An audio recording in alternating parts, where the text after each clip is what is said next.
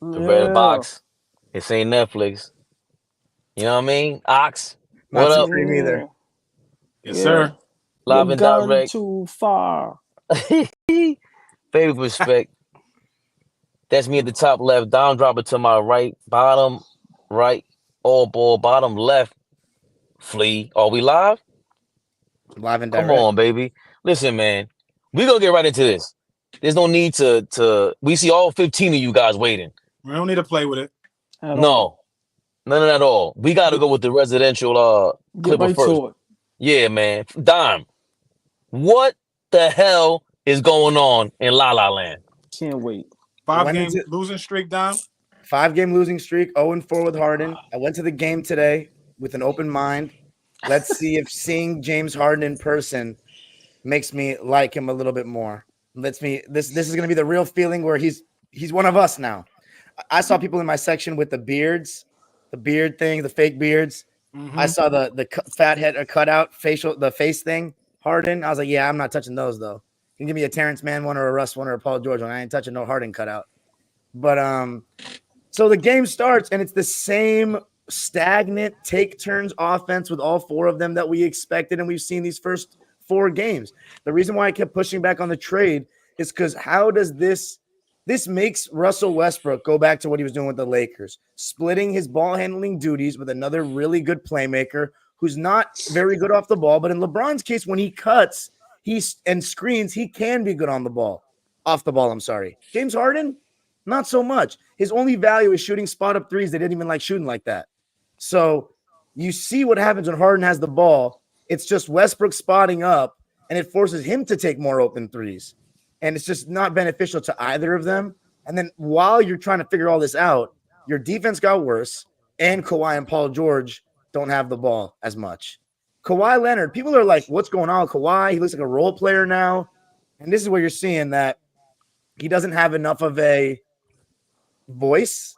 And I'm not saying that like to be funny. Like he legitimately doesn't talk enough to like give me the fucking ball. Like I think somebody like LeBron, like Kobe, and I don't like comparing him to these guys. I don't. But these guys would have been more demanding of the ball. And I think he's just trying to let everything play out.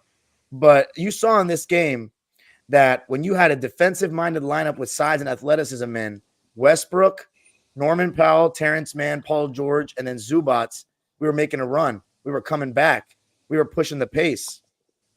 And it's just – I'm going to answer this comment real quick. Y'all going to blame Harden like he came over here taking all the shots. It's not about blaming James Harden. It's the fact that it's not about what he's doing or what he's – first of all, if you can only contribute because you're a great offensive player, then sometimes you have a ceiling on a championship team. If you cannot affect the game in other ways, then you have a problem. You see what Russell Westbrook did in this game? He did 3 things that I don't think James Harden will ever do. He forced a jump ball against a big man and then won the jump ball. He dove for an offensive rebound and got a loose ball foul. You don't get any stat for that. Like, these are the little things that Russell Westbrook does. And then the one thing that you got to actually go to Clipper games and listen to fans when they talk.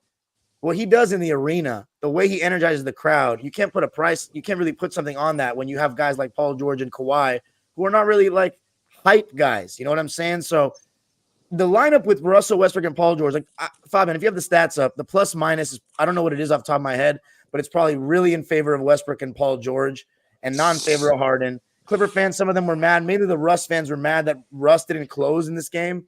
But I've had my reservations with Russell Westbrook closing games. So we put James Harden in. He hits that game-tying 3. And I guess we just didn't have enough in the tank. Kawhi Leonard, there's a real problem with him closing games in the sense that his legs just seem to go. He's short on all his shots. But you know what doesn't help Kawhi Leonard is trading away good defensive players so that he and Paul George have to play more defense throughout the game. And that's what you're seeing everyone thinks they're still these great two-way players that they were back in their mid-20s. They're not. They're the same as other stars where they can guard guys. They can be good defenders, but you don't want them guarding the best players throughout games. And so now, in my opinion, the solution is James Harden, OKC 2012 time. Get your ass on that 6-man roll, win 6-man of the year. You can close most of the games over Russ if that's the way it's going. And you know what? It's going to pay huge dividends, and everybody will have to praise James Harden for sacrificing so much because he is James Harden that just averaged 21 and 11 and is making 35 mil because the pace and the defensive energy of the starting lineup is just better. And Paul George and Russ, They have a great connection, man. And the way Ty Lue said he's willing to start Terrence Mann, everybody can see that Terrence Mann helps our team. You can't just have stars. You need role players too. You need guys that are okay with being off the ball. So that was my conclusion. Horrible loss, but I'm hoping it's getting us closer to what we need to see because Harden don't play. He can fake the defense all he wants, but he doesn't have the defensive. Like, so you got to want it, man. Marcus Smart, Willis Reed, they both said it's all about wanting it defensively. And Harden, like, he can try for a little bit. He's not quitting or anything. He's not being extremely lazy. But is he going to be a good defender now? Like, no, he's not. The other team loves it when they see Harden on the other end defending. So All Ball had a lot of reactions there. I'm going to go to All Ball, but that's my piece, man. I'm doing fine. It's funny how everybody is saying I'm right and this and that. I would love to see a change made, but this is where egos come into play. So let's see how it goes. Go ahead. No, real quick. Shout out to all 74 people in the live. This is crazy. They're all waiting to see some, please keep commenting. You keep the energy up. Dom is bound to flip the hell out with one of you guys saying something crazy. Yo, Dom, do you do the super chats right now immediately? Because I got Larry Brown here. Got something to say. Yeah, if they're sending us super chats, we got to answer the questions now. All right. Larry Brown here. I know I said it last time, but they have to trade PG. He's the only thing worth anything left on the team. Kawhi's value has lowered since the injury. No, Larry Brown. That comment was almost as bad as the real Larry Brown's coaching. But look, greatest coach of all time, Larry Brown. Let me say this. Hold on. We're not about to start scapegoating players that were currently on the roster prior to this trade. We're not about to start doing that shit. Prior to this trade, the Clippers were a totally different team than they are today. Completely different team. They defended differently. They scored the ball differently. They approached everything. The approach to the game was different. Ty Lue looked different on the sideline. Like, everything looked different about this Clipper team before this Harden trade. If we're gonna act like this Harden trade is nothing, it hasn't affected them, then you being foolish. You're being foolish right now. You're being foolish. It absolutely has affected how they approach the game. Ty Lue is forced to play this dude more than he should be playing. The dude should be coming off the bench. He should be the first guy off the bench. He should be the guy leading the second unit. He should be the guy scoring the ball on the second unit. He should not be in the starting lineup and you guys running out 4 stars with Zubac and say, hey, figure it out. That's not basketball. It's just not. This is not the park. This is NBA level basketball. You got to have chemistry. You got to be able to work with guys. Like you said, Russ and PG, they've always played well together. They've always had some synergy, some sort of chemistry. But you got to figure this out. I think for me, this is big on Ty Lue. Huge on Ty Lue. There's pecking orders on who to blame and who needs to sacrifice and all that stuff. But for me, it is strictly Ty Lue. He has to earn his check this year. He has to earn his check. Everybody calls you one of the best coaches in the league. No. It was one person that always say he was overrated. That's you. And that's you too. That's you, OG. Finish your point. I'm sorry. Yeah, no. You are absolutely right. It's you. I will say that. You've always been consistent on Ty Lue's overrated. And I've always been consistent on Ty Lue is a great head coach. So we've always thought differently about him. But I think now is the first time in his career where he's going to be challenged again. Not the first time in his career. 2016 was a challenge. But this point right here, he's going to be challenged and really show what type of head coach in the NBA he really is. He got all the pieces now. You got everything you need. Everything you need. You got to figure out the puzzle piece, man. And just rolling out the 4 stars in Zubac is not going to work for them. Fabian, you want to go? Or you want me to go? No, there's no way. I want to hear what you got to say to this. This is insane. So I'm gonna say this first. I want to give a big shout out to Isaiah Thomas, the bad boy Zeke, for throwing the shot at Ty Lue indirectly on NBA TV. He literally said, "If you give me those 4 dudes, I'm walking in any gym and I'm winning." This was his words. I put it on my story. So big shout out to Isaiah Thomas for keeping Zeke it real. said that he would walk out. He would make them win. Zeke said, go to my story on NBA TV. Easier said than done. Grant Hill said what he said, like, hey, Kawhi and Ty Lue need to be held accountable. And Zeke said, give me those 4 guys, Harden, Westbrook, PG, Kawhi. I'm walking in the gym and I'm winning. I hate the fact that it was Zeke that said that. No, It's cool, but I hate the fact that it was him. But you know what? Let me say this to all the Clipper fans, including my brother Dom, who I love like cook food. This is not James Harden's fault. When James Harden was in Philadelphia, let's not forget, he played alongside an MVP. They was in a game 7 in round 2. Let's not act like that never happened. Now, let me tell y'all 2 things that happened in the NBA that was dangerous. When Ty Lue won that chip with LeBron James in them, who was the coach before that? It was Blatt, right? Mm-hmm. They was in the championship, right? Mm-hmm. And was that the year that Kevin Love and Kyrie Irving was hurt? Mm-hmm. So let's just understand. Ty Lue wasn't a great head coach because he won that chip. They made it to the chip with Coach Blatt. They lost because of injuries. So that's one thing that gave Ty Lue this stigma that he never deserved. He was never a great coach. And all that, he's a good coach for the players and he holds them accountable. Well, what are you doing now? Who are you holding accountable now? That's one. Here's a second dangerous thing that happened in the NBA. Kawhi Leonard winning that championship in Toronto. Because if Kevin Durant don't get hurt, they get their boot smoked, and Kawhi Leonard won't be this fucking stigma that he's one of the greatest small forwards of all time. They have 2 of the most overrated aspects of basketball ever. That's a fact. Kawhi Leonard is definitely one of the best small forwards of all time. Let me finish. I'll let you go. Y'all want to sit here and blame James Harden all day? No. If you could, the 4-game losing streak with James Harden, let's go to everybody's stats. Go to the big 4 stats. Who has the worst stats?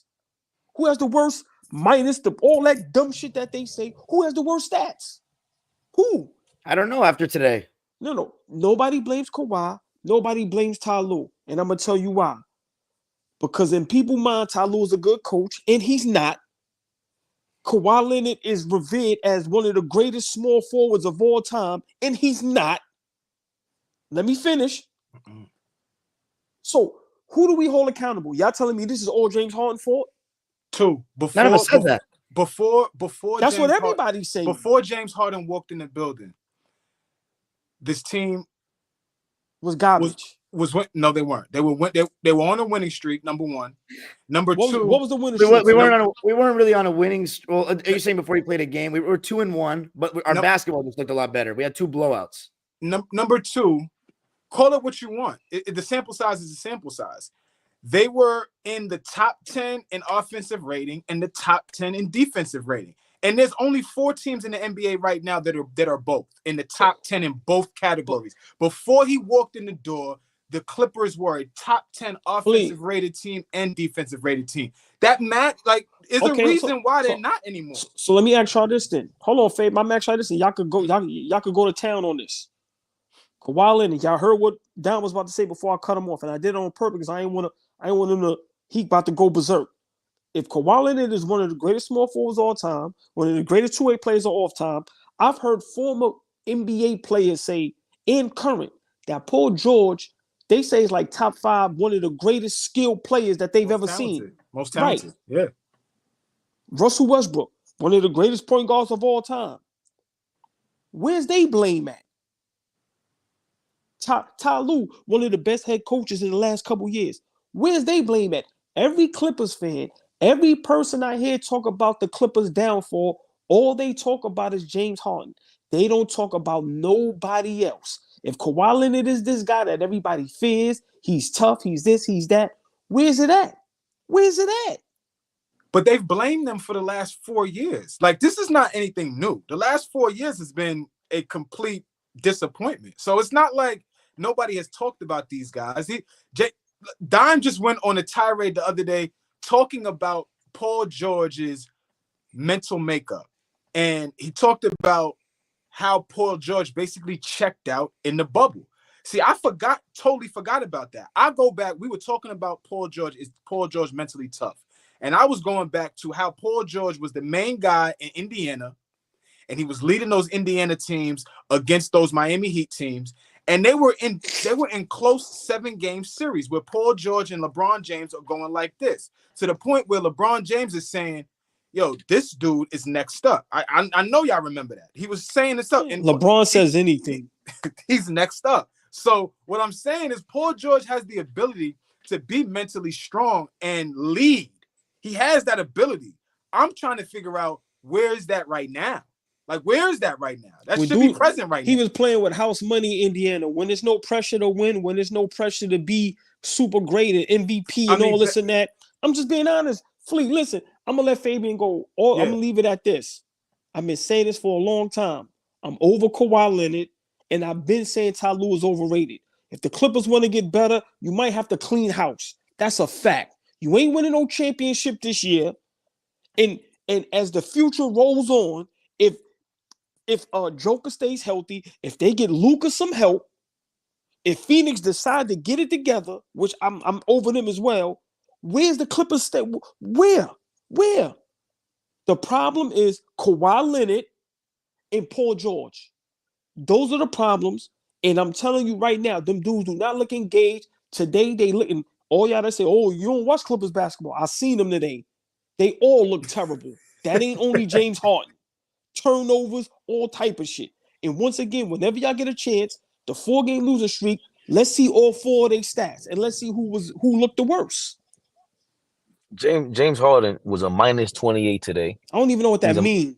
That's exactly. That's the problem. That's the problem. While he was on the floor. Stay right there, please. Stay right there, please. That's the problem. Yeah, your man James Harden minus 16 his first game, minus 14 his second game, minus 6 the last game. He's the only one with a minus in the fourth quarter. You know what happened in the fourth quarter when they were coming back? The Clippers are on their way back. You know what happened? Somehow James Harden comes in the game, hits a 3, and they lose it.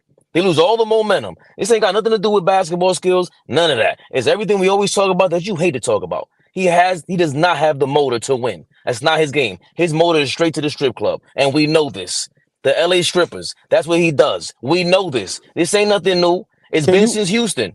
Let's stop the BS. Can you pull up everybody's stats? It's not stats even on what? Today? Now on what, right? I know. You don't want to hear this. I gave you enough stats you don't want to hear about. No. Listen, give me the minus 28. Hold on. No. Give me the real today stats, we got, bro. look, 14 points by Kawhi Leonard. Horrible. Paul George, give me the real 26 stats. points. Okay, Paul George, 26 points. You said he was a problem, correct? He was in the game. They all were in 4 games. I said all 4 games. Fabian, Don't do that's that. fine. I'm going to have to go down the list. No. But today, leave him, hold on. No, because for the audience, for the people that are watching, real quick, a minus 28, a minus 16, a minus 12. That just in layman's terms, that just means while he was on the floor. No, I know. I know what that means. Not you. I'm talking about the audience. The audience. No, not you. The audience. For people that may watch and just don't know, that plus minus is just letting you know while the player was on the floor, how much better the other team was in points. So just real quick for the audience. Now, Fabian, go to game 1. Let's run through everybody's stats. From 1 through today. We'll do that in a second, but what's important about those games until now, Norman Powell had a hell of a role today in the fourth quarter. He brought them back. It was as soon as James Harden got in the game, the ball got in his hands, he had to shoot it. He had to shoot it. It has to do something with James Harden. Always. That's the problem. Am I not mistaken? Didn't Dom say, and I seen it, but I just want to, I know I ain't crazy. Didn't Dom say that James Harden tied the ball game up in the third quarter with a 3-point shot? As soon as he came in, he hit a 3, and then they were a -1 after that. That's the part that we're missing out on. They were up the whole time. Everybody was a plus in the fourth quarter, except for who? Your boy. You guessed it. The guy somehow, for some reason, I don't know what connections you guys may have made in the strip club somewhere in Houston, but it is showing right now. I don't get it. What do we love about James Harden? Please explain this to me. I almost quit watching basketball because of this dude. I get it. I may be biased, but I ain't messing with him. I never wanted him on the Knicks. The only reason why I want him on my team is to buy out that contract and sit him and send him home. That's the only reason why you want him here. Look what he did to another franchise. Another one. This is insane. This is really insane. When they subbed out Russell for Harden, you could see Russ visibly frustrated coming out the game for Harden. And I don't know what that means. That's coaching. But you could visibly see him, and he ran right by Lou. He didn't even acknowledge Lou. He ran right by Lou, but he was shaking. But he was shaking his head. But that's coaching, bro. That's coaching. It's coaching. You're right. It's coaching, but what is that going to mean in game 75? Like, is Russ going to have that attitude coming out the game, knowing that Harden might not be able to close? He might be feeling like I could close, but knowing that this guy is not doing his job, like, that creates other stuff. So I don't know, man. Bro, when you're a good head coach, like the Phil Jacksons, I'm gonna give guys like Greg Pop and Pat Riley and them guys. When you're a good coach, you don't have these problems. I'm sorry. I'm it's sad to say, but you know who you're gonna put on the floor. You know who gonna have the ball in their hands. Once again, this is why Ty Lue was in this position, because he won a ring that he had nothing to do with, because they went to the championship before that. And if Kevin Love and Kyrie wasn't hurt, Cleveland would have won that chip, and they probably would have got rid of Black. They was down 3-1 too. That series was over. I understand, but I'm saying Ty Lue is in a position he shouldn't be in. I'm sorry.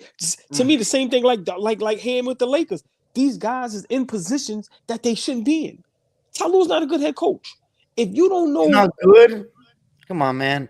Yeah, what about in 2021 though, when he got us to the conference finals? Why are you saying that though? The Clippers had never gone to the conference finals, and he took us there with basically the same team, slight changes that Glenn Rivers had, and we made it for the first year. And in 2022, we literally won 42 games with Paul George missing 51 and Kawhi missing all 82. I know last season he was trash, and I do think you're right that he should deserve some blame. But like, what do you want him to do per se? Like, what's the specific thing you want him to do? Tell Kawhi to shoot more? I feel like you're right on what you're saying about Kawhi should just be shooting more. Kawhi is being too passive. You're right. He doesn't get no smoke. He should get smoke for this. But to me, he should get more smoke for agreeing to this trade. Everybody that was involved with agreeing to this trade was ridiculous. Terrible idea. You lost we had a defensive identity. I remember saying that too. These guys signed off on that. I've been saying that. Yeah. Guys Westbrook should be included too. Yeah. Westbrook should be included as well.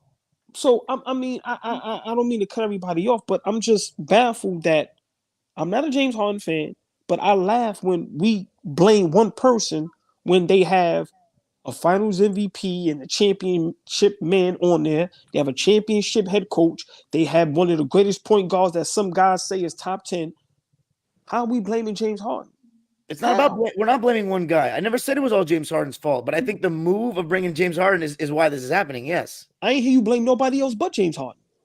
I blame James Harden when I started. I'm gonna blame. That's all. I'm gonna blame James Harden. I understand the Ty Lue thing. The only thing with Ty Lue, I think I could say to defend him, he's probably showing out, going, listen, we tried this already, guys. It's early in the season. This is what happens when we play you like this. We got to bring you off the bench. This is the only way to show them on tape, bro. Your style may work off the bench, but with this group that we have here, we know each other for the last 2 or 3 seasons. We push in a certain way. We already kind of know more familiar with each other. James, you got to come off the bench, bro. It's not going to work with you trying to install you in the starting lineup. Even in the fourth quarter, like this just cost us. So that's my thing with Ty Lue. I don't understand how Ty Lue doesn't get the benefit of the doubt. Why? Because they came back 3-1. Okay, they also won with LeBron James. Like we saw Mike Brown literally flip as a head coach, being a total defensive coach with LeBron, and now he's an offensive guru with the Sacramento Kings. So it ain't just a LeBron thing. He had to sit his ass down for a decade first, too. I mean, Fabian, let's be real. Okay, Mike Brown had to be an assistant coach for 10 years after being a head coach to figure out, hey, I got to get some offensive schemes in my package, because if I don't, I ain't gonna never get a head coaching job again. He got an opportunity, yes, but he had to do some changes on being a head coach. But Ty Lue was in the new NBA he understands the new systems. He understands the switching on the defense and all that, because especially against the super version of every team with that Kevin Durant Golden State team. So Mike Brown had to update his damn offense. Ty Lue maybe doesn't need that learning curve. Maybe he needs his players healthy. Maybe he doesn't need to co-sign on that trade. I agree with that. Don't co-sign with that trade. But now, like I said, ain't no way in hell I'm deserting Ty Lue or blaming him for this. All the things that he's been through with that organization. With Kawhi bouncing out during halftime and stuff like that. That ain't his fault. That is not his fault. This thing with James Harden, I think he's doing it, especially now that it's early. This is the best thing you could do is, hey, it's a win-win in his case. If they would have went 4-0, all right, it's going to work. Let's ride it out. But now that they're 0-4, he has a lot to go back to Jim Harden and tell him, hey, we got to bench you, bro. Or we got to try something different. He'll be a genius. I'll tell you this much. If we look back in first week of June and the Clippers are the champions, he'll be the genius because he decided to take Harden off the bench, and AllBall will be up here saying, hey, forget the players, it's Lou. He's the one who decided to take niggas off the bench. Then you'll give him some credit.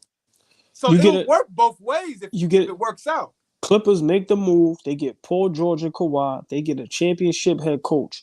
This team was put together to win a championship or championships. They fell short every year. No, they didn't fall short. They got injured every year but one. That's the fact. But that's falling short, though, Dom. If you didn't win, you didn't win. Okay, what am I supposed to say, though? They have a lot of bad luck.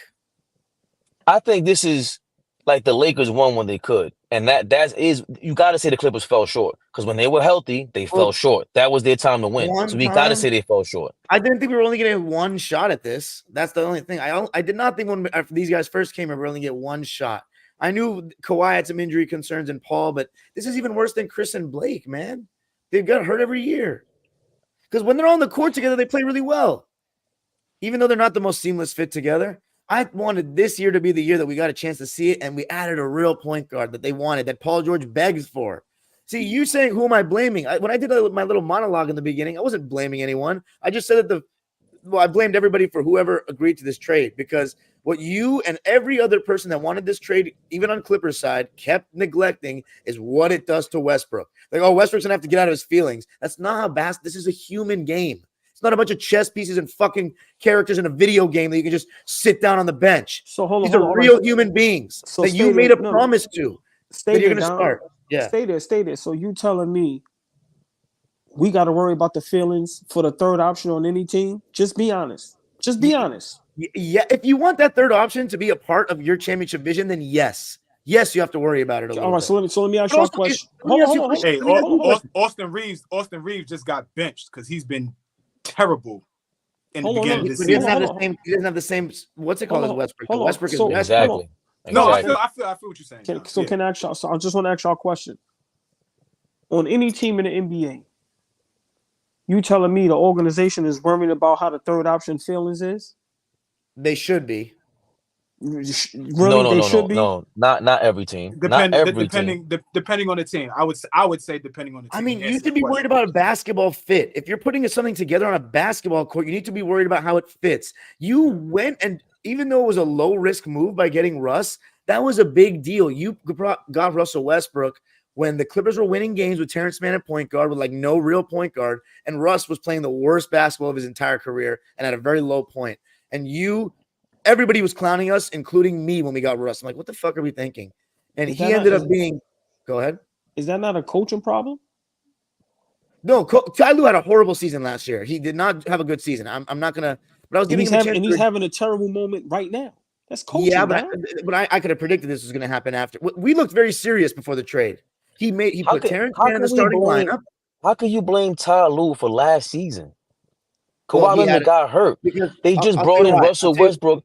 Why, hold on, but why if they use Terrence Mann more? They didn't use Terrence Mann more. That's the thing. Right.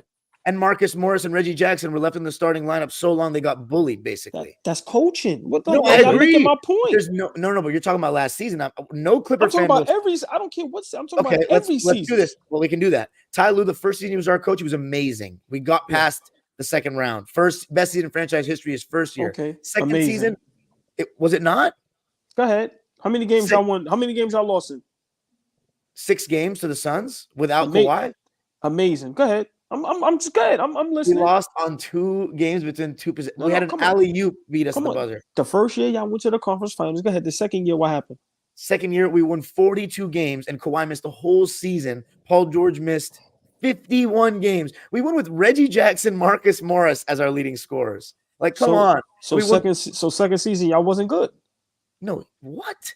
Ty Lue had an amazing season. We're talking about evaluating Ty Lue Lord have as mercy. a head coach. Lord have mercy. You expect the team that's best players are Reggie Jackson, Ivica Zubac, and Marcus Morris, and I'm just asking if y'all had a good season or not. I don't care. We had a great season. All right, well, y'all went in the playoffs. We lost in the play-in because Paul George got COVID. So we lost to the Pelicans. So y'all didn't get in the playoffs, right? Come on, OG. Your players got to be available. Your players got to be available. We're talking about the coach. Man. Yo, y'all make excuses for everybody. What coach is what coach is coming to the Clippers and doing a better job without their star players healthy? Because everybody else would have got the excuse. And what's Anthony Davis' excuse? The Miami Heat, the Miami Heat coach. Miami Heat wouldn't have got nothing. Let me ask you a question. They wouldn't have got nothing. If you got Eric Spoelstra on his team, what is he going to finagle with this roster? There's no finagling.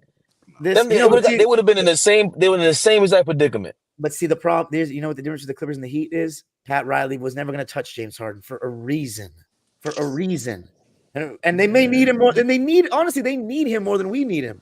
I get that, Dom. I get that, Dom. But that's a big fact. Miami needed Harden way more than anybody else in this NBA needed Harden. Chicago could honestly use something as well. I'm not gonna lie. Yeah, but stay on Ty Lue. What they're in the coaching? There's nothing they could do the last 4 years if your star players don't show up. What happened? No, but let me ask you a question, AllBall. In 2022, you had a team with Westbrook, you had a team with LeBron, and you had a team with Anthony Davis, and they lost more games than our team with Reggie Jackson, Marcus Morris. Come on, Ty Lue. But we talk about the Clippers. We ain't talk about the Lakers. What happened the third year? Third year, he was ass. First year out of 3, he was ass. And then now this is the 4th year, right? Or this is the 5th. Yeah, and this one, I'm not blaming Ty Lue for anything other than signing off on this trade. He's had 4 games, and this is a very hard thing to figure out. I don't understand what you think. Look at the roster he's been left with. We have PJ Tucker playing real minutes. Because our backup center got hurt. I think for you to hear Isaiah Thomas say that makes you think that this is supposed to be some walk in the park. Let's remember that Isaiah Thomas doesn't have a head coaching job in the league for a reason. Don't get me wrong. He wants to be a head coach today. He wants to be working right now.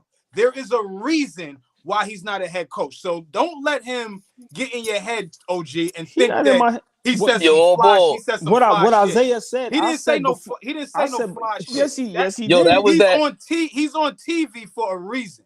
Right. Yo, that's that 15-year-old Nick Vitriol right there, AllBall. Let's leave Isaiah out of this. Bro, there's a reason why he's talking on TV, on podcasts, on shit, and he ain't on the sidelines. There's a reason. All good, but he got the balls to tell the truth. We looking at every Isaiah Thomas wouldn't make this work. He's not a good enough coach. Basketball world, and Tyrue is proving that he's not neither. That's fine. The basketball world and all Clipper fans is blaming everybody except the 2 guys that should be blamed: the best player on the team and the head coach. When the Lakers is dirt, they talk about him and they talk about LeBron. Mm-hmm. When the Clippers is dirt, they talk about James Harden. Stop it. It's ridiculous. You just want to blame certain guys and not blame others. Everybody should get blamed. I don't understand why nobody should be exempt of blame. Dom, I'm fine with that, but y'all don't blame nobody but James Harden. Dom, you sit up here and don't say nothing about nobody on the Clippers but James Harden for the blame. No, and you haven't said nothing about James Harden. You think I don't even know what hold on. What is so great about James Harden? No, that's the point. That's the no. I'm the one that got hated on by Clipper fans all of last year for being way too hard on the team. So I'm not trying to hear that. Don't let him dip on this. Dom. What is so great about James Harden on any one of these teams that he's brought to this game? What have you seen the last 4 games from him to prove yourself right? When you were so gung-ho about this trade. Now, for one, I never said James Harden was great. No, that's for one. You look at the comments, huh? For 2, I don't mind blaming James Harden, but all y'all do is blame James Harden. When they have 3, like Isaiah said, they got 3 top 75 players, if I'm not mistaken, on one team. Why is James Harden to blame? Because I still have yet to hear what do you like about James Harden that supersedes what I'm saying. From the moment we heard about the trade, before we heard about the trade, Don Draper's blood was cool as the other side of the pillow. Shout out to Stuart Scott. Before we heard that James Harden trade, the moment that thing went down, I was calling for put an APB out there, my boy Don. I was like he was done. So all right. So you don't think anything that we thought beforehand is coming to fruition right now? So y'all telling me, let me ask. So y'all telling me these 4 games that y'all watch, all 4 James Harden fault? No, not at all. No, wait, Yes. See, that's what I'm Yes. What are y'all Just waiting talking for about? They Fabian. were, You're just waiting. dog. No, They you just were listen. three. You just listen to Fabian. Listen. Yeah. They were 3-1 before you. 3-1. They lost 4 in a row. You lost to the Memphis Grizzlies. What are we talking about? They're missing 3 of their top players. Brother, There is no way possible. We lost to the Nets without Ben Simmons, Cameron Johnson, Cam Thomas for a whole half, and can somebody put up for the 4 Claxton. games? Can somebody please do me a favor? Because they just glossed over that. Can y'all please read the stats of those 4 players for the last 4 losses, please? I got you. Look, this is against the Brooklyn Nets. Can I just address one comment real quick? It's because the person is right. Mm-hmm. This has to be talked about. Zubac is an important part of our team, and he's been off to such a horrible start to this season. And Harden, part of his game is a pick and roll big, going from Embiid to Zubac. No, I'm saying Zubac is hurting Harden, is what I'm saying. Harden's been dropping some nice dimes, and Zubac has struggled to even catch the ball. He's been terrible compared to what we're used to, and Clipper fans are running out of patience with him. He needs to be better, especially with Plumlee out. Hold on, but Zubac has been spoon fed his entire time. He's been a Clipper. He's looked sus. Like his hands have looked like Kwame this season. That's the comment of the night. Julius Randle's season resurged because of the Clippers, the James Harden Clippers. That's how bad they are right now. Your man said, "Oh, this is an off day. I'm going off," and came back. Shout out to your boy right there who said James Julius Randle had a field day. Jules had a good game. That was a win that we needed. We needed that win. Fabian, please show some of these comments about what they're saying about ALLBALL. It's hilarious. He said ALLBALL's on crack. No. Before we do that, can we please read the stats? Let's not forget. And then we gotta give ALLBALL. Yeah. I love it. So the game before 117 people in here, by the way. Can we go from shout out to 117 people in the building, keeping the energy up. Saying ALLBALL's on crack. We'll give them a test after the podcast. We cannot do that live on air. That's not allowed. You know who deserves all the credit for this live? James Harden. Absolutely. 13 strippers, James Harden. Let's go game 1 up until now. The last game was Dallas, right, Dom? Yeah, Dallas. No. Let's go from New York. I'm not. Hold on. I'm gonna go back there, but it's easier to go back here. So look, against Dallas, 14 points Harden, 26 for Leonard. Paul George had 8, 1 of 7 from 3. That was crazy. Zubac had 12, Russell Westbrook 14. He had a -26 to be fair, and Norman Powell had a -35 against the Dallas Mavericks. No. So let's stay there. So yes, that loss, is that James Harden's fault?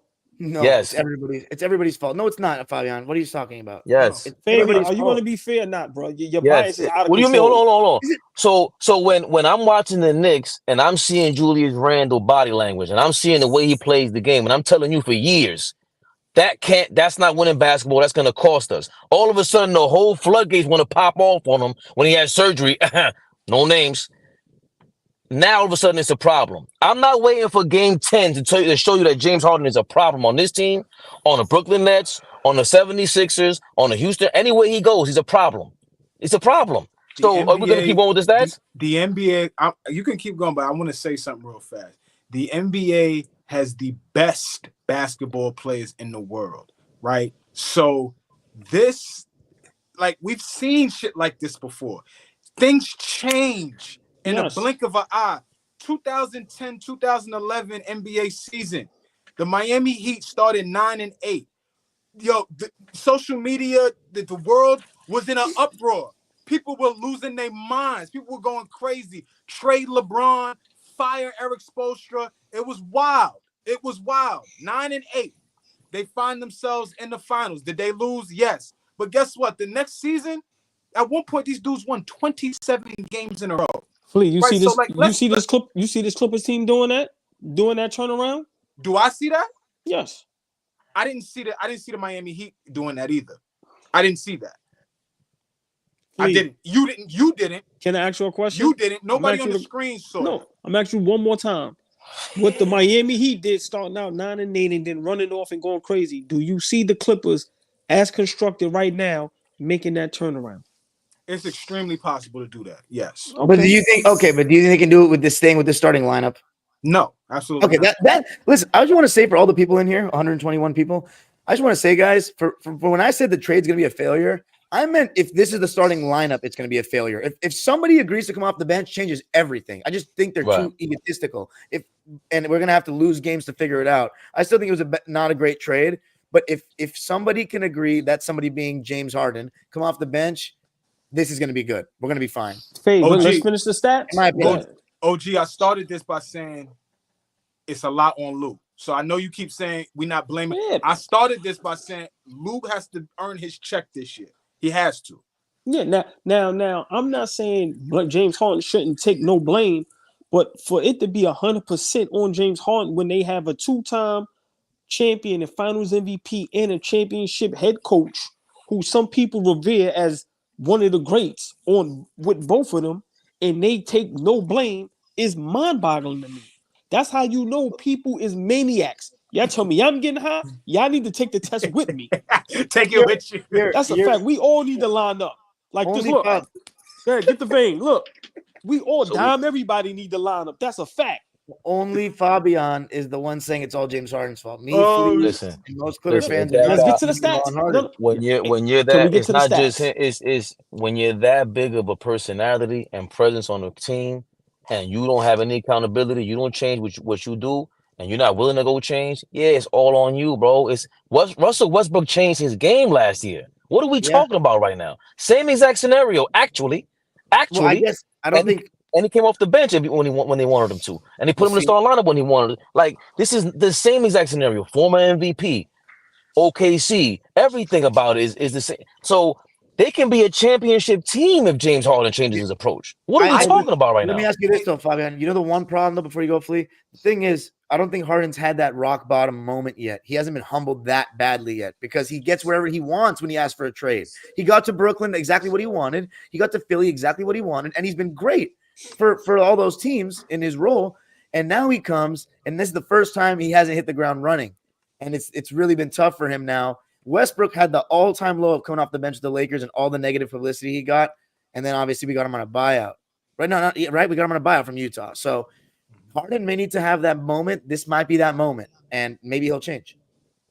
I was just going to say, like, for the first 44 minutes of the game, you can stagger minutes. You can mess with lineups. You can do all of that. Y'all could end the games with all 4 of those guys on the floor if necessary. If that is putting you in a position to win, Don, you can end the game with those 4 guys in Zubac, or those 4 guys in Terrence Mann, or those 4 guys in whatever the lineup is that you want to close the game with. But for that first 44 minutes, you gotta be able to stagger lineups. You gotta be able to say, hey, I can have 3 guys on the floor right now, and one guy just not gonna play at this moment. Can I ask y'all a question? I'm big on, I think we used to be on, I used to always say, you got to coach to win, no matter what it takes, right?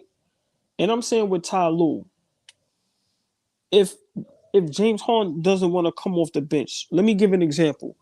When Iguodala went to Golden State, Iguodala still has some offensive game left in him. Came from Philly? Denver. From Denver, right? But from Philly, he went to Denver. And led that team to the playoffs. Right. Helped lead them to the playoffs. And he was an offensive juggernaut. Like, let's not forget who Iguodala was offensively. I'm not saying he was just as good as James Harden, but I'm just trying to make a comparison. You go to Golden State, Steve Kerr sit you down and tell you, listen, bro, I need you to come off the bench. It's going to make sense. Pop, pop, pop. However Steve Kerr said that to him, he went for it. Boom. Now, maybe Iguodala is a more level-headed guy that wants to win, right? But Ty Lue, if you can't make that happen, you got to do whatever it takes to win. If it means James Harden not getting in the game and want to throw a hissy fit, then you buy his ass out and let him go. But you do not let a player disrupt your team if you're going for a championship. If you that strong of a head coach and good of a head coach, you make it work. I don't want to hear no excuses. He's a head coach. He puts the lineups out there. I just don't think it makes. Yeah. Well, what did you want him to do when they first got together? You thought he was going to bench one of them right away? No, you make the lineup what you want it to be. You do not let James Harden come into the organization and take over. He's what not. the hell is Kawhi He's Leonard not. there for? James Harden's not even shooting the ball. He's been, but see, that's the problem. What's James Harden going to do? He doesn't have the ball in his hands. We're seeing that's the problem. There's no reason why we should have put Westbrook and Harden on the same team again with two better players. I don't know why people like the big fours. There's been a lot of colossal failures of big fours in the past. It's big three is the move. Max to me, unless you get real buy-in or real blend. Like it's obvious that Draymond Green, Klay Thompson, KD, and Steph could make it work because Draymond doesn't even look at the rim some games, and it's fine with that team. It was fine. This doesn't make sense, fam. This doesn't make sense. You know what? I'm gonna keep it real. Westbrook and James Harden still think they superstars, and they're not. True. Kawhi Leonard, yeah, Flea. I'm gonna get right to it. No, he's talking about the comment. No, they're trying to bake you in the comments. Yeah, please read some of these. Can you please show some of these comments? They're hilarious. Yeah, because Flea, you know what's gonna happen when the Clippers is dirt and they don't make it to the finals. Then what is everybody gonna say? Yeah, you wanted this trade, right? Why they're going crazy. So hold on, but why you didn't read the rest of the stats though? Let's get to the the stats. I don't know. AllBall. Sometimes it's I don't care about the stats. I don't care. Now it's look at the stats. Like what is that? What is that? So selective. Is that going to be able for you to give a pecking order of who gets blamed? No. It's not a pecking order for who gets blamed. I just want to understand how every basketball fanatic and every Clippers fan, all they got bad to say is about James Harden. That's not true. Hold on, all right. And I'm saying, let's see the 4 games, the 4 guys. Let's see what their stats was. We don't even have to say who's to blame or not. I just want to hear what their stats was. Hold on. But this is like everybody's still talking about the Donovan Mitchell trade with the Knicks. You are not allowed to talk about Donovan Mitchell when we wiped his ass off the floor last year. Not allowed to. Hold on. 4 games. We'll get there. And we have yet to even talk about Philadelphia. We talked about it before we got on air. They look like the best team in the Eastern Conference. Addition by subtraction, but a little more addition. How many they got Nick Nurse and everything like that. Don't say how many. Wait. Yeah. They look like the best team in the Eastern Conference. Meanwhile, the team James Harden goes to looks like the worst all of a sudden. Come on, man. That team does not look like teams in the past with Doc Rivers. Too. This team does not look like that. You know why? That's they don't have him. They don't have him. How many years have Philly looked good? We say Embiid is the best player in the league, and they came up short. How many? They never looked as good. Want me to tell you something though? Want me to tell you plenty of times, but this team, how they operate right now, looks completely. Yeah, Flea, don't do that. Flea, don't let him do that. Dom, don't let him do that. Tobias Harris, I don't remember when he looked this good last time. Stop it all. I've seen Tobias Harris play this well. I'm not about. How long ago was that? How long ago was that? Anytime he's played with Doc Rivers, he's played well. Last year is the exception. Dime knows when Tobias was a Clipper and he was our best player. He was awesome. He was awesome for them. He should have shot more. He's too passive, but he should have shot. He was awesome. Fabian. Like I've seen Tobias Harris play. Now he should have shot more. With the Clippers, he should have. With the Clippers, number 1 option, he should have shot more. That's my point. He's shooting more with Philly. Oh, hold on. By the way, take this time out. Prayers up to Oubre, man. I don't know what happened to him. He got ran. Damn, man. Jesus Christ. He's been hooping. God bless him and his family. That's crazy. What was the last they heard about him? They say it's not life threatening. He's got broken ribs. So it sucks, man. Yeah, he was doing his thing, man. God bless him and his family. Some of the best ball of his career. Yeah, last year and this year he's been playing some like you said, been playing some of the best ball. So yeah, speedy recovery to Kelly Oubre. Yes. So I heard. Go ahead. I was gonna say the Sixers, the guys. It's really important to not have Glenn Rivers around. I'm telling you, he's a plague. The Sixers are gonna be better this year. They're gonna go to the conference finals, maybe. I'm really feeling it, and they've got dogs. But Nick Nurse is a good coach. He's a good coach, yeah. But Nico, he's a good coach. Bev, Groko, Kelly Oubre. Hopefully he gets to play again. I hope. D'Anthony Melton. They got a good not team bad players. Yes. Maxey just dropped 50. Maxey just dropped 50. The youngest player on the Sixers to do that since Iverson. Yeah, he just dropped 50. Yes. This is what I'm saying. Damn. This is what I'm saying. Tyrese Maxey doesn't go for 50 with Harden next to him. I'll tell you that much. Hey, and I didn't want to say it. I didn't want to say it. He don't go for 50 with Harden next to him. I like Paul Reed too. He's a good backup. Let me ask you a question. Oh yes. He's tough. The backup center, he's tough. Yes. At one time, Philly had Jimmy Butler, right? What round did they get out of? Oh, another big four that didn't work out because guys What didn't round? were too Just passive. what round did they get out of? They lost in the second round because Kawhi Leonard gamed them. That's the Kawhi. That's the Kawhi shot. Okay, right. And with James Harden, what round they got out of? Second. What does this have to do? Same thing. I'm just saying, miss me with the Philly talk until they get past the second round. I don't care how good they look. That's understandable, but I just think they're a little different this year. I don't knock you for that.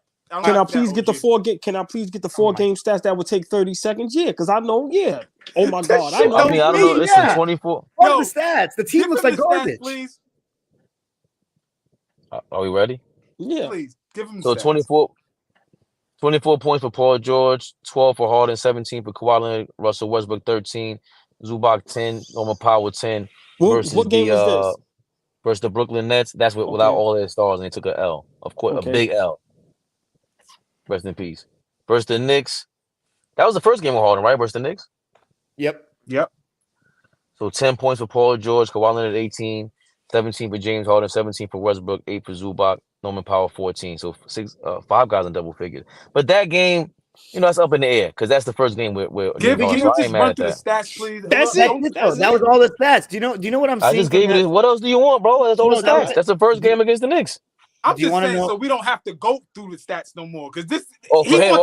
I'm sorry. Because he wants to hear these magical numbers. You know what that's 7. He wants to hear Paul George had 7 points on 2 for 18 shooting, and Kawhi Leonard was 2 for 12 shooting, and had 13. Like he wants to hear that shit. No. I heard it. Listen, I heard enough because when he was talking, everybody glosses over Paul George 8, Zubac 6, all that little shit. Niggas don't say nothing about none of that. But go ahead, we can go to somewhere else. I just wanted to hear those stats for all y'all maniacs out there. When a 3-time scoring champion walks through the door, right? It's supposed to be like he's going to have a positive effect on our ball club. I don't care what anybody says. Like when a guy of that magnitude, a guy like that, when he walks through the door, you should feel a sense of relief. Like, okay, we got another gun. We got another dog next to us. And that's not what happens when James Harden walks through the door for franchises. At least not the last 3. But he's helped the other. I said that James Harden the first year helps every team he's gone to. And this is, there's still a lot of time left, but I'm looking like I was wrong on that, to be honest, so far. I mean, he's never started a new team like this. So, well, he's also when he tore his hamstring off the bone, like that was, Brooklyn. Of course, but he's they look great in Brooklyn. So I think that's and even in Houston, come on, man. But when he started for Philly, he was still pretty good. But I think part of the assist thing we got to give credit for is Philly. They was in the game 7. I'm trying to figure out what when the last time was the Clippers in the game 7 in general. And our players are healthy. But anyway, we beat Luka in the Mavs. But anyway, I was gonna say this too. I think you're starting to see as well that as much as Harden helped Embiid really helped Harden because that pick and pop was so hard to guard. All James Harden had to do was draw 2 for 1 second and make that pocket pass. And Embiid was literally walking into open 15-footers. And it was so hard to guard without switching. The Clippers don't have that same threat with Zoo. He can't shoot from outside the key. And that one-handed push shot is not really convincing people. And plus, he's not good at making those quick reads. When the team is rotating quick, I think it's hurting Harden. Harden was successful next to Dwight Howard. Harden was successful next to Clint Capella. Harden was successful next to Joel Embiid. So when you got a guy that can pick and pop, when you got that guy that can pick and roll, when you got a guy that can pick and dive, when you got those kind of guys, it opens up a lot for James Harden. He was an elite player with the 2 guys that I said he played next to. He was elite with Dwight. He was elite with Clint. He was really, really good last year with Joel Embiid. This now forces you to see, can you take that step back that you had to take when there were, at the time, they were just better players than you, Kevin Durant and Russell Westbrook. He had to come off the bench. Scott Brooks said, you know what? The best move for me to do right now is take this guy off the bench, allow him to play with these 2 guys. They'll finish the game together, but they can't start games together. Ty Lue just needs to do his job. Do your fucking job. Tell this dude, hey, listen, one of you guys or he just figures it out himself. Okay, Russ, you coming off the bench for the next 3 games. Harden, you coming off the bench for the next 3 games. I mean, I don't know how you figure it out, but you have to do something and not just roll with the easy and just say, hey, you 4 guys run out there and zoo and we're going to figure it out. That's not coaching. It's just not coaching. Can I ask y'all a question?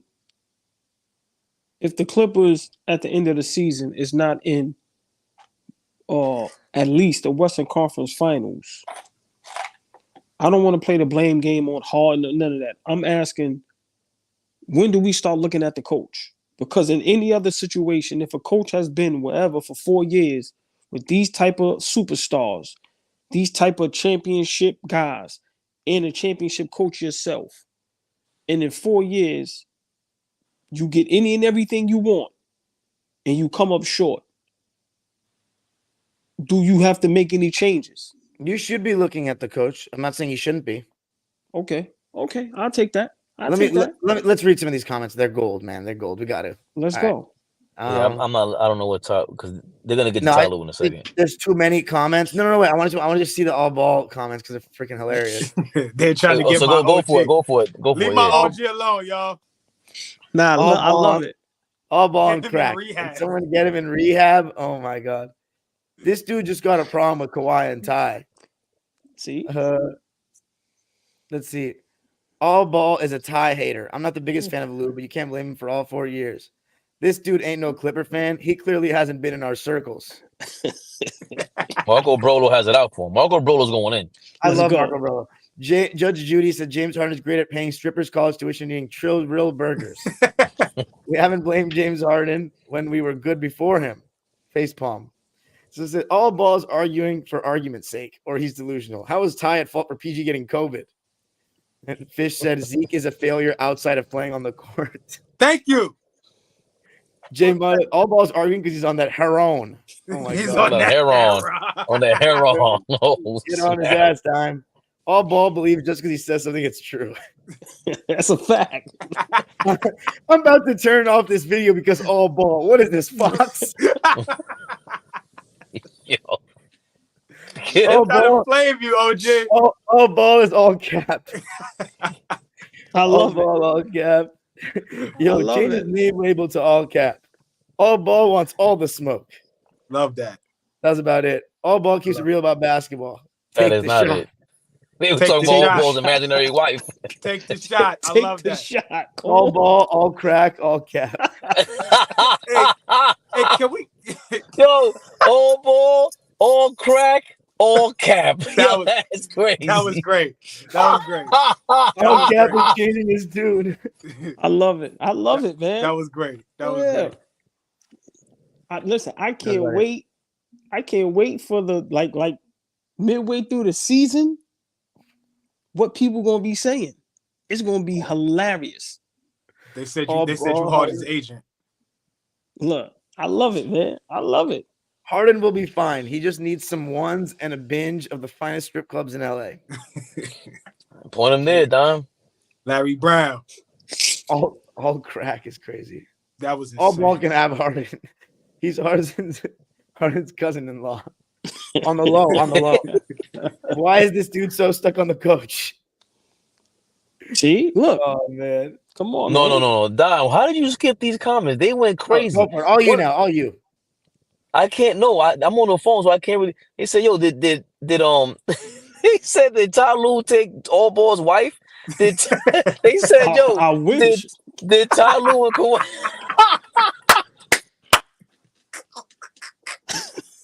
Yo, OG is a man. Do me the favor. Do me the favor. What my man Wallow say? Don't threaten me with a good time. Listen, y'all can't get to me, man. I love it, man. They said Ty Lue took his wife and Kawhi shared him. These people are crazy. Listen, you got man. the sickos. I love y'all. Man. Yo, that's great. We love it. We love the comments, y'all. All day. That's great. Is there anything we want to talk about besides James Harden? That was an hour. Yeah, real quick. Last couple minutes. Go ahead, Flea. No, I did want to ask OG real quick if we could finish here. Your thoughts on LeBron James passing up the last shot in Miami and then following it up the other night against Phoenix with trusting Cam again and Cam actually hitting the shot. What's your thoughts on that whole thing? The comments that LeBron James made directly to you after the game. That was to you. How you feel about that? So here's my deal on that. It goes to show you the players do care about what people like us say. Right. Not saying they listen to us verbatim, but they on social media read the comments. 2, this is what I don't like about LeBron and LeBron fans. When he doesn't play good, it's every excuse in the book. He's 38, he's this, he's that, all this. When he has a good game, he's the GOAT again. Now, the first time he gave the ball up, the reason why I had a problem with it is to win the game. I'm saying if you're the best player on the court, put your head down, square up, shoot the short jump shot, go to the basket, get the foul. You down 1.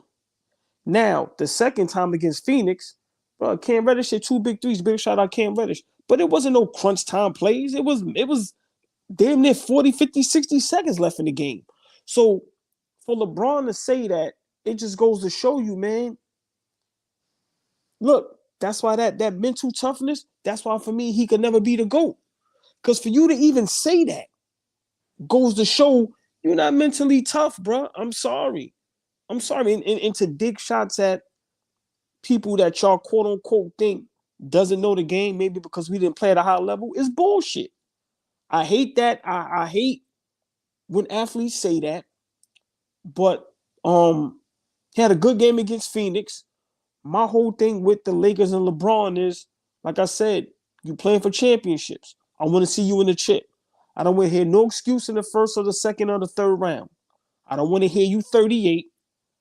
Put your head down. Take the shot. Take the shot. I'm sorry. Cam Reddish is not that guy that I'm giving the ball to in the corner for a game winner. Now, if he's hot, like in Phoenix, and I'm giving him the ball and he's wide open and there's 50 seconds left in the game, that's totally different from the Miami Heat game. So, I mean, it didn't make no never mind to me what LeBron said. That's what he does. When it goes wrong, he goes in the hot, and when things go right, he brag and boast. That's what he do. Sucker shit. What you think, Lee? Most of the comments are agreeing with AllBall now. Come on, bro. What you think, Flea? I'll say this. Chess, not checkers, in terms of basketball and in totality. What do I mean by that? Like giving Cam Reddish a shot like that in game 8 of the season, me personally, I don't really give a fuck. Like I think that's strategic, knowing that, hey, listen, at some point in the season, I'm gonna need this dude. Like, yeah, we a good team. I had the Lakers. I gotta say it. I gotta own my shit. I had the Lakers number 1 at the end of this year, right? And a big reason for that was I thought that this dude, LeBron James and Anthony Davis, were going to come back this season with a huge chip on their shoulder and try to dog everybody. Obviously, that's not happening right now. But just specifically with that just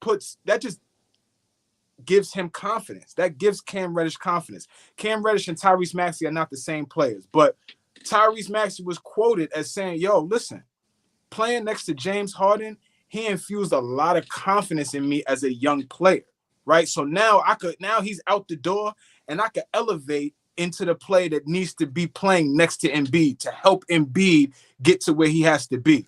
Like I said, Reddish ain't Maxey, but for Reddish to be trusted to take that shot and hit that shot, he missed it. Okay, big deal. He missed the shot. But he was in his position again to get another shot. He canned the shot and he sealed the game. Okay, they was up, but that game was sealed. Now the game is out of reach. If he misses that shot, they still have Kevin Durant on the other side. They can go down and get a good shot and tie this game. But now the game is put out of reach once Reddish hits that shot, and that was a big shot. So, like I said, I think that that's more of a play to put him in a position to say, hey, I may come to you in the first round, game 3 of the first round series to get us that game. We may need you. So just know I'll be able to come to you. I'm not going to look you off and you just stick in the corner. So but I'm not mad at the pass. I'm not mad at him not taking the shot. It's it's preference. But I just think that's more about Cam Reddish than it is about LeBron. I gotta jump in on this because this is the thing where I got LeBron second all time, right? AllBall is sick of hearing about LeBron being number 2 compared to Michael Jordan. Fact of the matter is, most of us have them there. That is the argument for whatever reason. He's argued against the GOATs, right? Now, the whole thing about saying he passed it up and that's the right play, which I pointed out, Cam Reddish shoots 40% from the corner and everything, right? Okay, Michael Jordan, it's not just that he had the game-winning shots. It's the fact that he was able to do that created the shot for a Steve Kerr, that created the shot for a John Paxson, that wasn't even him who passed it. He passed it to Horace Grant, and he kicked it out to John Paxson. Why are we acting like LeBron doing it that way is the only way? That is a lie. Because on top of that, we're comparing you to Mike because we've seen, we could say there's 4 quarters, it's 3 quarters and whatever, 11 minutes and 50 seconds left, part of the game that LeBron dominates. Yeah, so did Shaq, so did Tim Duncan, so did Hakeem, so did Kareem, so did all the big guys. But the number one difference is you're a perimeter player with the ability to have a mid-range game. You chose to neglect that. Mike didn't. So when we talk about that aspect of being clutch, crunch time, Mike took it upon himself to develop that skill, apply that skill, and kill with that skill. And he made his players better at the end of the game. He provided open teammates. He did both. That's why I don't understand the LeBron fandom. That's when it does kick in and they argue about Mike, and I don't get it. Mike did both at the end of the game. So that's crystal clear Mike above him at the end of the game. So how do y'all justify, because like OG says, we like to scarf over and roll over a lot of shit that just people don't want to pay attention to, right? It's Googleable, right? We could go and do our Googles to find this shit out. The fact of the matter is, it's fact and it's a stat, right? And it's real. How do we justify? How does it register in your mind when LeBron James has the most game-winning and go-ahead baskets in NBA history? How does that register for you, knowing that all of these all-time greats have played? Michael, Kobe, Tim Duncan, Shaq. The list goes on. LeBron has the most.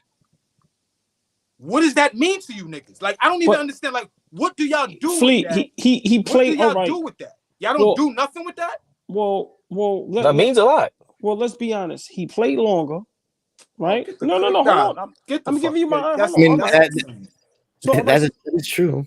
So let me ask y'all a question. So y'all gonna all right, hold on, because he played longer. All right, so Fleet, watch this. No, watch this. End of the game, Michael LeBron. Who you want with the ball in their hands? It depends. See, Depends. I could see if you ask me. We gotta stop this shit. Depends. If you ask me, what you're depending on? Depending on what? Huh? I don't care what it depends on. Depends on what the ball in Mike hand. I want to hear your explanation. I've seen Mike hit a lot of clutch shots. I've seen Braun hit a lot of clutch shots. So, like I said, it depends. Okay, the same 10-minute montage. The same 10-minute montage that we put together for Mike hitting game winners, I can put together with LeBron James doing the same thing. I'm not. But are you saying that? Okay, well, here's my only thing, right? I think LeBron is clutch. I'm not gonna say he's not. I think he, especially as of the last, even though in that montage he'll have some game winners from before. I think we all know that in 2012 he took another step up in the confidence department, right? Like after that, I thought he was really clutch for the most part. My only thing is, I'm starting to realize that what people don't want to talk about is that is the right play for LeBron, because I don't think his pull-up is like Mike and Kobe. Like, we need to understand. Exactly. Not. He knows it. He knows what's wrong with that? What is wrong with that? Nothing's wrong. What is wrong with what? Nothing's wrong with it. But if the fact that he knows that my mid-range game isn't elite, so I'm gonna draw 3, and Cam Reddish, who shoots 40% from 3 in the corner, is wide open. Right. Now stay right there. No, stay right there. What other players on the court do that aside from LeBron James? What do you mean on the court? What is the position of player that does that? It's usually a point guard. It's people that draw it and they kick out, because if you're less likely to hit that shot, to go to the free throw line, all we're speaking to is not only the mental toughness, but you don't have the mid range like Mike. Like, it's just like you're that option is not on the floor damn near. So to say, who would I rather have the ball? Nah, give it to Mike, because it ain't like he just chucked at the end of a game. he's gonna either hit the shot or find a wide open man because he can. I just told y'all he has more game winners Hold than on, Mike. hold on. And that shit did just No, like hold on. Every time. No. Let me address that. Right over Let me you address niggas' that. heads, But and you pick back up and say, "Oh, yeah." It's like, nah, because what what like again, that's like in I know I hate to make a baseball analogy, but that's like when A-Rod was my favorite my baseball player. There's no way in hell I would rather have him up there at the bottom of the ninth over Derek Jeter. I am not a Yankee fan. I'm a Mets fan. There's no way possible I'm letting A-Rod go up there before Jeter. That's just a fact. He's not as talented, not as skilled, but he's poised. He just has the it factor for the end of the game. He's clutch. It has more to do with all of that. Can I say something? I'm gonna give LeBron props for something, right? He's very intelligent. Let me explain how. He found a way to manipulate all of us, right? To where he makes the right basketball play. If the guy misses, it's on him. But it's still the right basketball play. But if the guy makes it, LeBron has the greatest IQ in the world. He found a way to not lose in that situation. Bruh.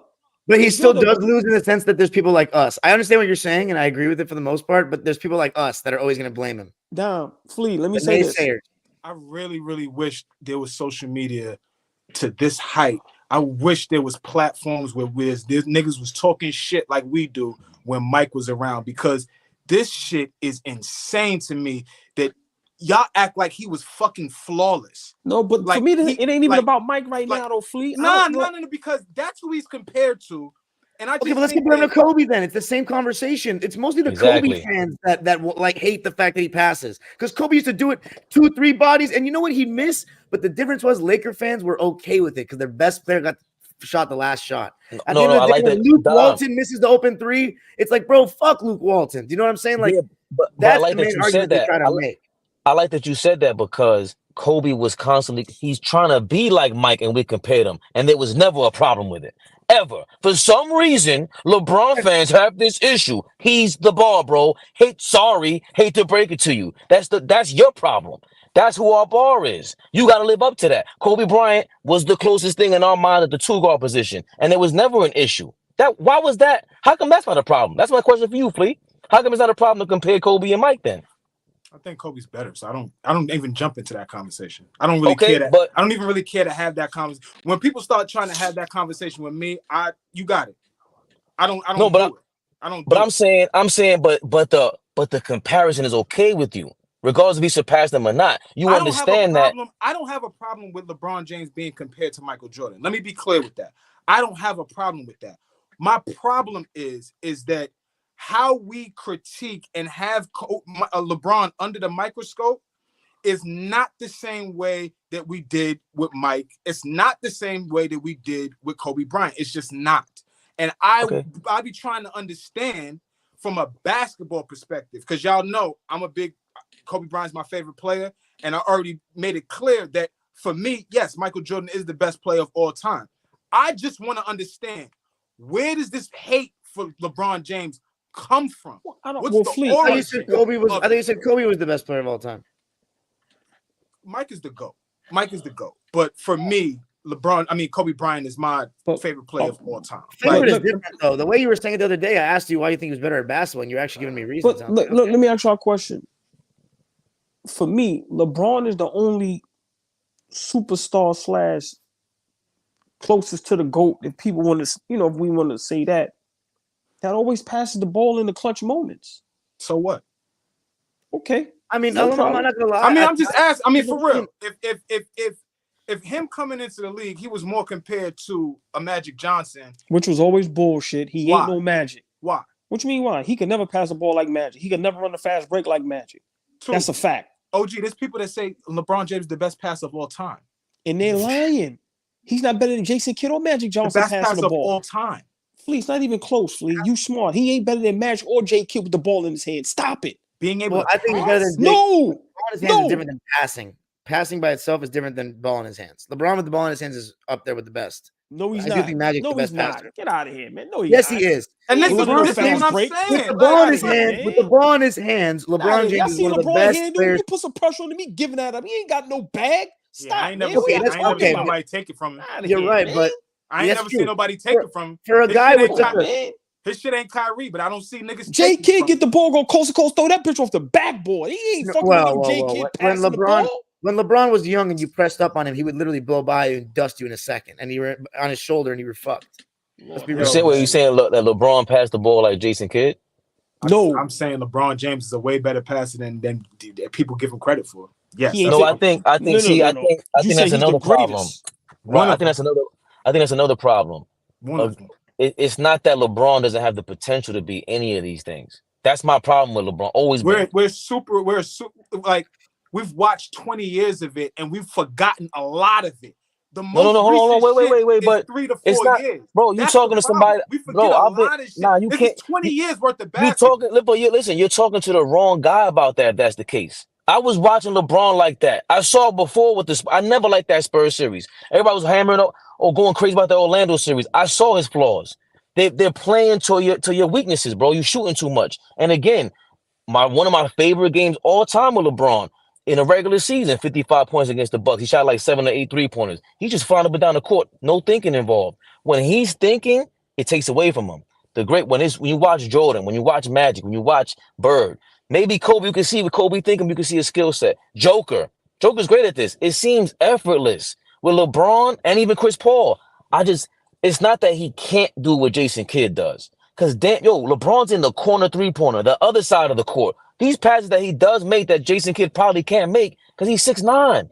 6'9". But he's doing it too slow with his chest move shit. Nah. Jason Kidd's doing that at any speed all game long, and that's what he does for a living. Like you LeBron is can't nowhere really near the. even compare that. See, but Flea, I don't hate nobody. To be honest, I don't hate LeBron, but somebody has to give pushback. No, but somebody has to You give said that, Flea? Somebody has to give pushback when Flea says he hear people say LeBron is the greatest passer they've ever seen. And I'm saying this has nothing to do with my brother Flea, but he's saying these are people that say that. And I'm saying, how can you say that when Magic Johnson is arguably the greatest point guard that we ever seen with the ball in his hands? Why Then you gotta. that? Why you say that? Why I say what? And you see what I'm saying? No, and, why I say what? No, your reaction to why I say what? Why do you say Magic Johnson the greatest passer of all time? Why you say that? Because he is. Well, says who? That's what I'm saying. That's what I'm saying. I'm not giving you pushback on that. Okay. I'm just saying that when we have certain conversations like this, it's like when somebody says Magic Johnson is the greatest passer of all time, when somebody says Larry Bird is the greatest whatever of all time, there's no ability to give pushback because it just is what it is. No. Hold on, boy. Let me rebuttal that and end that. We have just said in the last 5-7 years, Steph Curry is the greatest shooter of all time. There is zero pushback, none, and we've seen plenty of great shooters, seen plenty of great passers. All we're saying is Magic. For me, it's Magic because he's gonna get that. Jason Kidd is tough to argue with anybody on that list, but there's no argument for Steph Curry. So yeah, when we see somebody that's great and they set the bar, they deserve that to be on the mantle, bro. Why is that so hard to comprehend? Or why can't you just accept that? It's not hard to comprehend, but we're talking about basketball. We're talking about a game that's evolved, and it's not just these niggas sit up on the mantle and never will be moved because they are just etched in stone. I don't get with. I think Magic's better passer than anybody that's ever played. He's better in the fast break. He's a great lob passer. He's passes with more confidence than anyone. He has the highest assist average ever. I mean, he's done it at the highest level. He can see over the defense. I'm taking Magic. I'm taking Magic number one. He clowns. He literally clowns with his passing. LeBron ain't doing that. Like that. LeBron ain't doing that. Nah, Braun. Y'all love stats. Braun has done it. I'm fucking with you. Go pull up the all-time assist leader. Go pull that list up. Braun has listen, but please, it's my thing. Stockton's better passer than Magic. Go pull the list up. John Stockton's a better passer than Magic. I'm sorry. John Stockton's a better passer than Magic because of the assist list. No, I'm just asking. Go pull up the list so we could take a look. Hold on a second, Dom. Stockton's the number one assist guy, correct? Okay. Yeah, he is. Is he even top 5 passers in our books right now? And on these, and there's 4 people right in the chat. Dime, AllBall, Flea, Fabian. He is to me A top 5 passer all time. Why? I can explain now. For him, it's not flashy, but he knows where to put the ball at. He passed it to one guy. You've seen him pass to one guy for 30 fucking years. Hey, man, for Jeff one guy. Hey, Fleet, Jeff Hornacek was an all-star before. That's because of John Stockton. He's a bum. He's a bum. What? He's not a bum. He's almost how the now y'all just got me pissed off. He's a white. Stop talking to me about because now we want to play. John Stockton passed to 2 niggas for 20 years. He's the best passer. Get him out of here. Hey, there's 100 guys in the chat still. There's 100 guys in the chat. There's 100 guys in the comments watching. I appreciate all of you. In case you haven't realized this, Flea is passionate. Once it hits the 8:30 mark Central Time, he goes bananas. And when we got the wrong subject, he's going even more bananas. Tell everybody in the chat we need this energy every Sunday, y'all. We love that. Every Sunday, y'all. Yeah, come on, man. We need y'all in the building every Sunday with the crazy comments, the love, the support, because we really put a lot into this. We neglect our kids, our wives, our families. Listen, we get cursed out for this. So please, every Sunday, for real, 8 o'clock. That's a fact. That's a fact. We gotta start cutting this short because all y'all in here getting us in trouble being on here 2-3 hours. So please, every Sunday, 8 o'clock, man, show us some love because we really appreciate it, man. Real talk. We love it. We love it. Comment, subscribe. Yeah. Dom Drop was on fire this week, by the way. Big shout out, Dom. You want to take us home, Fabian? Yo, listen, man. Hold on, Dom. You haven't said something in a minute, please. Yeah, let Dom take us home. He had this big man. Yeah, I just said, Matt. I just think on that passing thing, I just think of everybody that I've watched play full games of NBA basketball.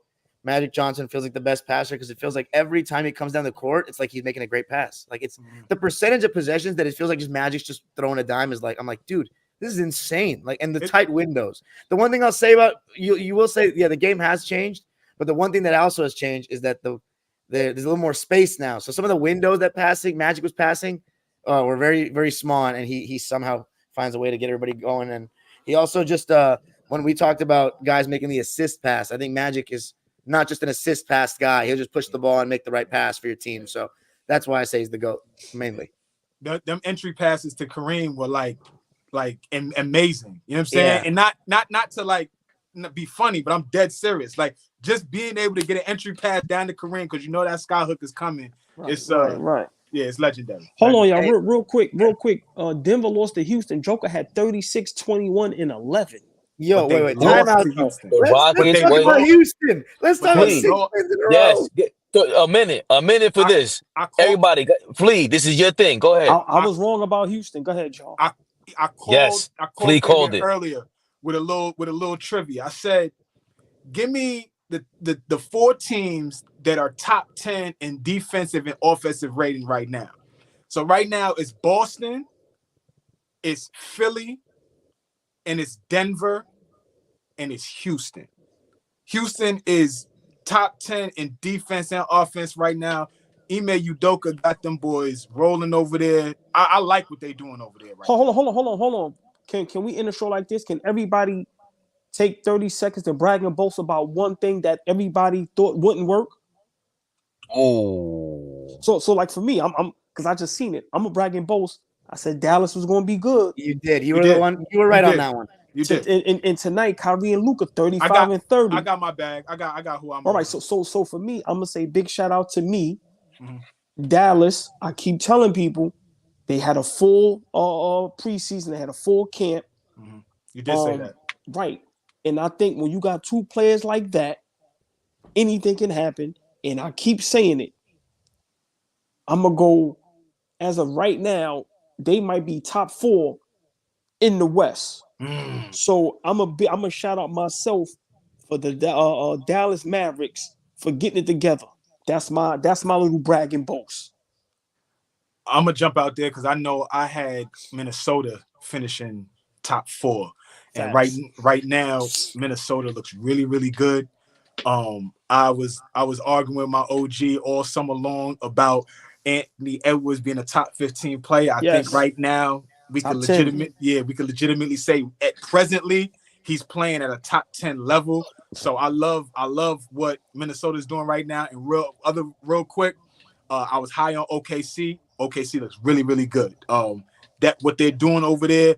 everybody is so selfless over there, including their best player. Like SGA is like a really, really good player, but he doesn't come off as a guy that lets you know that he's the best player on the team. I think he gets everybody where they need to be. That OKC team is gonna be special in a couple years. So those two teams definitely.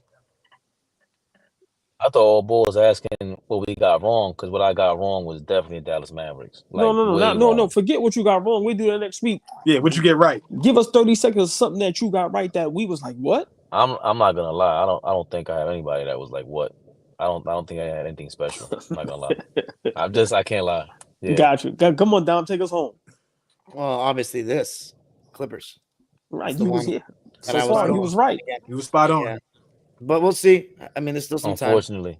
Yo, but guess who the Clippers are playing next, by the way? Who? Denver. Actually, no, that's the next home game. Yeah, we're playing Denver, and then we're playing the Houston Rockets as our next home game, and they're red.